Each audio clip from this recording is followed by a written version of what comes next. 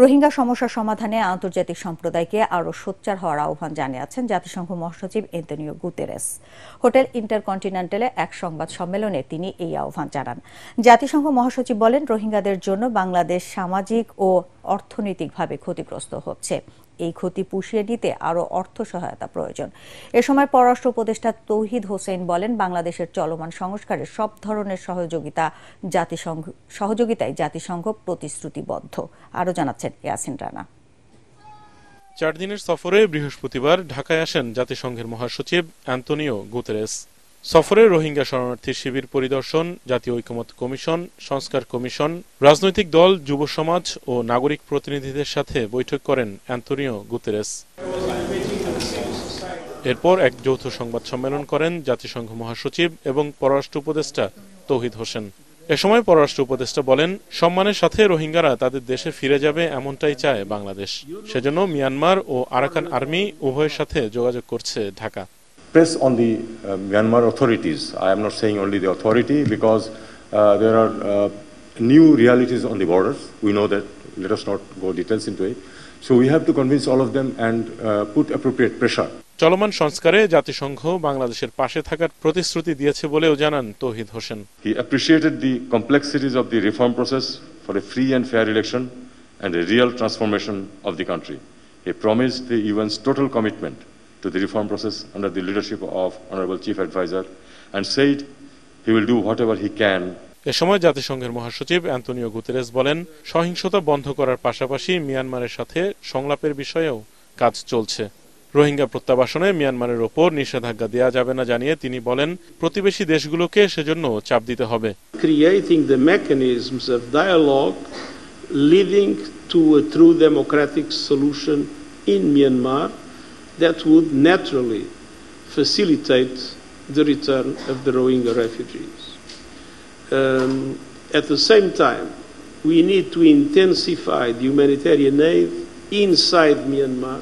রোহিঙ্গাদের কারণে বাংলাদেশের ক্ষতি হচ্ছে জানিয়ে এই সমস্যা সমাধানে আন্তর্জাতিক সম্প্রদায়কে সোচ্চার হওয়ার তাগিদ দেন তিনি। We are facing the dramatic risk of having only 40% in 2025 of the resources available for humanitarian aid in 2024.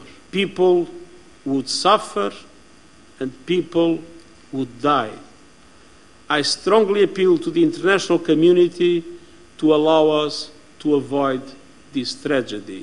বাংলাদেশের চলমান সংস্কারে জাতিসংঘের সহযোগিতার কথাও জানান Guterres. The country undergoes important reforms and transitions.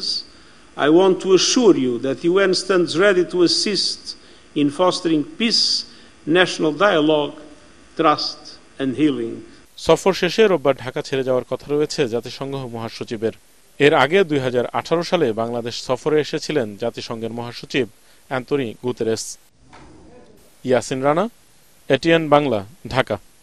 টানা 7মবারের মতো বেস্ট টিস্যু পেপার ব্র্যান্ড হিসেবে স্বীকৃতি পেয়েছে বসুন্ধরা টিস্যু। সংস্কার শেষ করে দ্রুত জাতীয় নির্বাচন আয়োজন করায় দেশের জন্য মঙ্গলজনক বলে মনে করেন বিএনপি মহাসচিব মির্জা ফখরুল ইসলাম আলমগীর।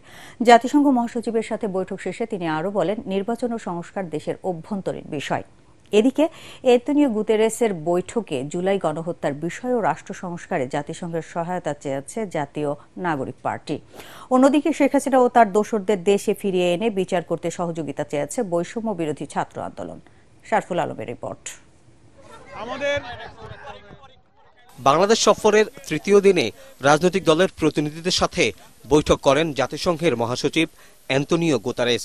বৈঠকে অংশ নেন বিএনপি, জামায়াত, এনসিপি, নাগরিক ঐক্য, গণসংহতি, সিপিবি সহ অন্যান্য রাজনৈতিক দলের প্রতিনিধিরা। হোটেল ইন্টারকন্টিনেন্টালে ঘণ্টাব্যাপী বৈঠক শেষে গণমাধ্যমের সাথে কথা বলেন রাজনৈতিক দলের নেতারা। পরিবর্তিত পরিস্থিতিতে চলমান সংস্কার প্রক্রিয়া নিয়ে তারা কথা বলেন জাতিসংঘ মহাসচিবের সাথে। সংস্কার তো অবশ্যই করতে, আমরা তো সংস্কারের কথা সবার আগে বলেছি, সেই সংস্কারটা অবশ্যই করতে হবে, কিন্তু সেই সংস্কারটা যত দ্রুত করা যায়। আমরা যেটা বলেছি, আমরা মূলত যে নির্বাচন কেন্দ্রিক যে বিষয়গুলো আছে সেগুলো করে ফেলা এবং তার দ্রুত ইলেকশন করা এবং একটা পার্লামেন্টের মাধ্যমে বাকি বিষয়গুলোকে আপনার করতে হবে। এটা একটা চলমান প্রক্রিয়া। নতুন বাংলাদেশের গণতন্ত্র প্রতিষ্ঠা, জুলাই গণহত্যা ও রাষ্ট্র সংস্কার ইস্যুতে দলীয় অবস্থান তুলে ধরে জাতীয় নাগরিক পার্টি এনসিপি। অন্যদিকে নির্বাচন ইস্যুতে জাতীয় ঐক্যের তাগিদ দেন জামায়াত নেতারা। মৌলিক সংস্কারের ভিত্তি এই সরকারের সময়ই তৈরি করতে হবে এবং সকল রাজনৈতিক দল মিলে যে একটা ঐক্যমত পোষণ করতে হবে, যেটা জুলাই সনদের কথা বলা হচ্ছে, সেই জুলাই সনদে স্বাক্ষরের মাধ্যমে আমাদের জনগণের কাছে আমাদের যে কমিটমেন্ট সংস্কারের যে ধারাবাহিকতা, সেটার বাস্তবায়নের জন্য আমরা জুলাই সনদে তার দ্রুত বাস্তবায়নের কথা বলেছি। বাংলাদেশের স্থানীয় রাজনৈতিক দলগুলোর সাথে বসেছেন, সেখানে আমরা সংস্কারের ব্যাপারে কথা বলেছি, একটা ফেয়ার নির্বাচনের ব্যাপারে আমরা কথা বলেছি। পরে তরুণ প্রতিনিধি ও জলবায়ু নিয়ে বিভিন্ন শ্রেণী পেশার প্রতিনিধিদের সাথে আলোচনায় বসেন জাতিসংঘ মহাসচিব অ্যান্তোনিও গুতেরেস। মোস্টলি আমাদের পক্ষ থেকে যেটা এমফেসাইজ করেছিলেন সেটা হচ্ছে শেখ হাসিনা এবং তার দোসরদের বিচার, এবং তিনি হচ্ছেন যেটা বললেন যে যেহেতু ইউএন এটা অনেকগুলো দেশের সমন্বয়ে তৈরি এবং বাংলাদেশ যেহেতু আইসিসি সদস্য, এখানে যারা স্টেক হোল্ডার আছে তাদেরও অপিনিয়নের বিষয়, সেটা আসলে এখানে অ্যান্তোনিও গুতেরেস বলেছে এবং এটা নিয়ে অনেকক্ষণ আমাদের কথা হয়েছিল। জুলাই সনদ চূড়ান্ত হলে রাজনৈতিক মত পার্থক্য কেটে যাবে বলেও জানান বৈঠকে অংশ নিয়ে তরুণ প্রতিনিধিরা। শরফুল আলম, এটিএন বাংলা, ঢাকা। সংস্কার ও যে কোনো সংকটকালীন সময়ে বাংলাদেশকে সব ধরনের সহযোগিতা করবে জাতিসংঘ। সকালে রাজধানীতে সংস্থাটির নতুন ভবন পরিদর্শনের সময় আবারও এই আশ্বাস দেন জাতিসংঘ মহাসচিব অ্যান্তোনিও গুতেরেস। বলেন, রোহিঙ্গা সংকট নিরসনে প্রয়োজনীয় ব্যবস্থা নিতে প্রতিশ্রুতিবদ্ধ তিনি। আবারও এই আশ্বাস দেন জাতিসংঘ মহাসচিব অ্যান্তোনিও গুতেরেস। বলেন, রোহিঙ্গা সংকট নিরসনে প্রয়োজনীয় ব্যবস্থা নিতে প্রতিশ্রুতিবদ্ধ তিনি। আরও জানাচ্ছেন একরামুল হক সায়েম। সফরের তৃতীয় দিনে সকালে ঢাকায় জাতিসংঘের নতুন ভবন পরিদর্শন করেন সংস্থাটির মহাসচিব অ্যান্তোনিও গুতেরেস। বৈঠক করেন কার্যালয়ের কর্মকর্তাদের সঙ্গে। সেখানে বাংলাদেশ জাতিসংঘের সম্পর্কের 50 বছর পূর্তি উপলক্ষে আয়োজিত আলোকচিত্র প্রদর্শনী ঘুরে দেখেন তিনি। জাতিসংঘের পতাকা উত্তোলন অনুষ্ঠানেও অংশ নেন গুতেরেস। তার সফরে সুন্দর আতিথেয়তা ও অভ্যর্থনার জন্য বাংলাদেশের সরকার ও জনগণের প্রতি কৃতজ্ঞতা জানান জাতিসংঘ মহাসচিব। বাংলাদেশ জটিল ও গুরুত্বপূর্ণ সময় পার করছে উল্লেখ করে সব ধরনের সহযোগিতার আশ্বাস দেন Guterres.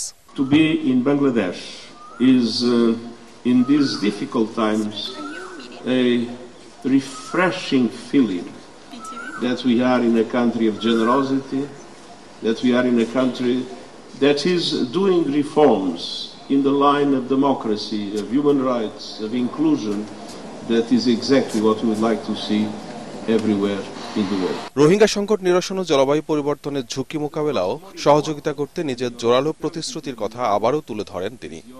We are totally committed to do everything we can to support Bangladesh in this crucial period, and at the same time to draw the attention of the international community for the need to fully support you and for the need to fully support the generous action of Bangladesh in hosting such a large number of refugees.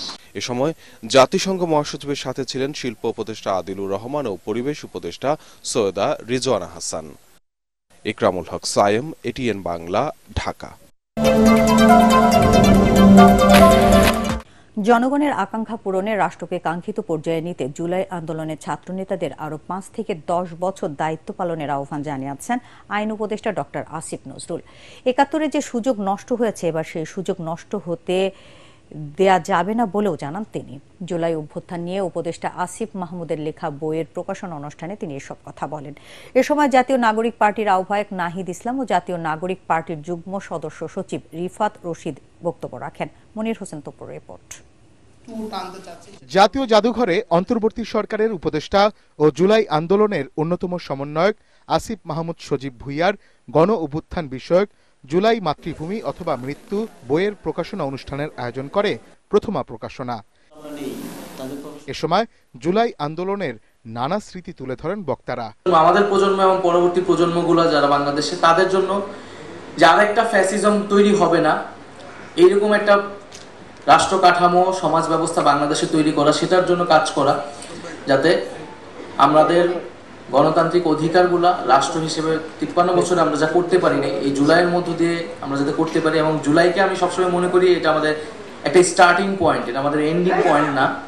আমরা জুলাই থেকে শিখেছি, জুলাই থেকে আমরা শুরু করেছি, এবং এই যে আমাদের জার্নিটা গণতান্ত্রিক লড়াই, এইটা আমাদেরকে অব্যাহত রাখতে হবে। এই অভ্যুত্থানের ফসলটা মানুষের জন্য দীর্ঘমেয়াদে সংরক্ষিত করতে না পারি, তাহলে আবারও কোনো না কোনো ফরম্যাটে ফ্যাসিবাদ কিংবা স্বৈরাচার ফিরে আসার সুযোগটা থেকে যাবে।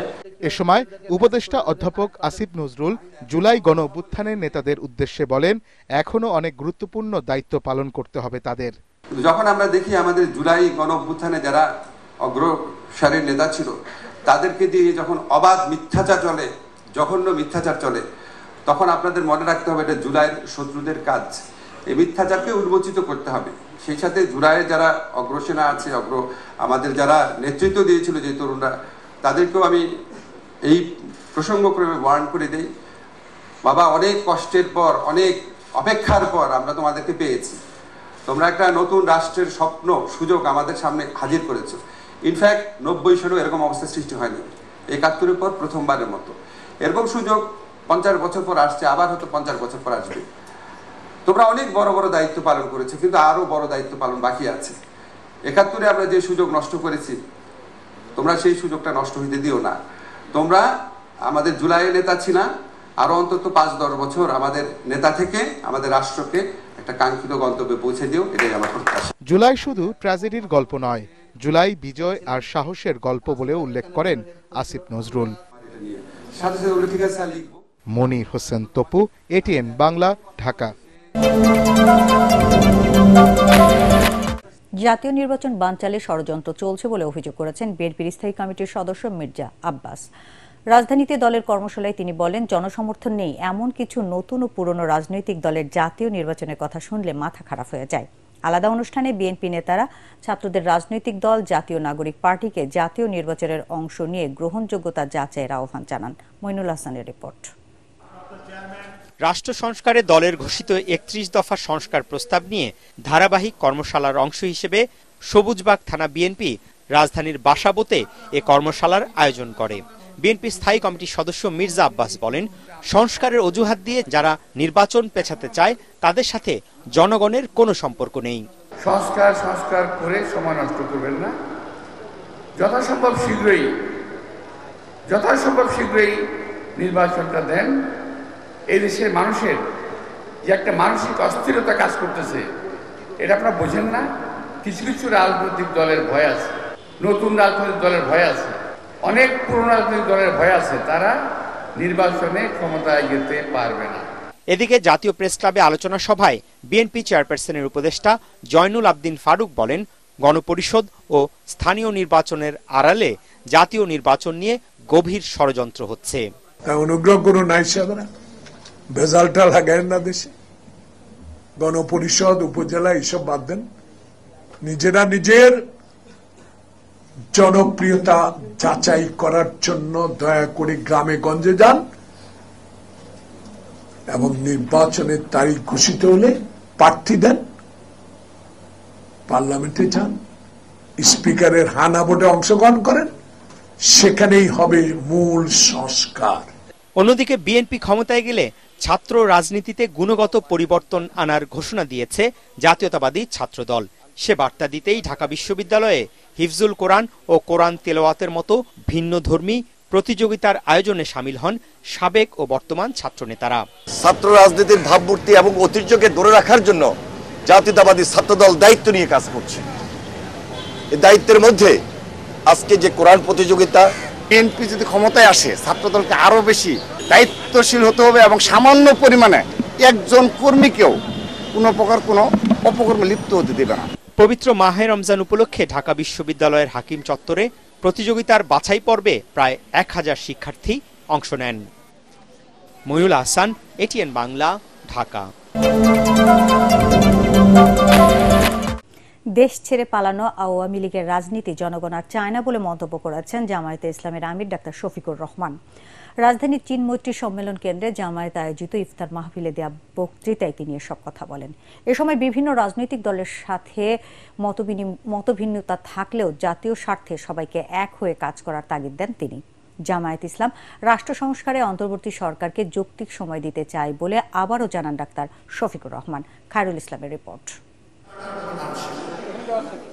রাজধানীর চীন মৈত্রী সম্মেলন কেন্দ্রে রাজনীতিবিদ ও বিশিষ্ট ব্যক্তিদের সম্মানে আয়োজিত জামায়াত ইসলামের ইফতার মাহফিলে বিএনপি সহ বিভিন্ন রাজনৈতিক দলের নেতারা অংশ নেন।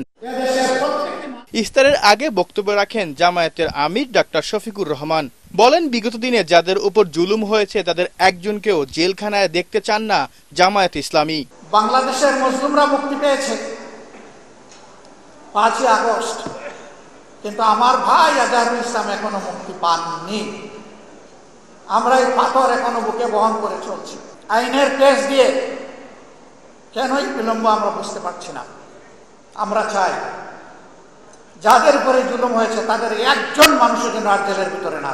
তিনি বলেন, এদেশে 8 বছরের এক শিশু নিরাপত্তা দিতে না পারা লজ্জার। অভ্যুত্থানের স্বপ্ন এখনো পূরণ হয়নি বলেও মন্তব্য জামায়াত আমিরের। আমরা 8 বছরের একটা শিশু ইজ্জতের নিরাপত্তা দিতে পারিনি।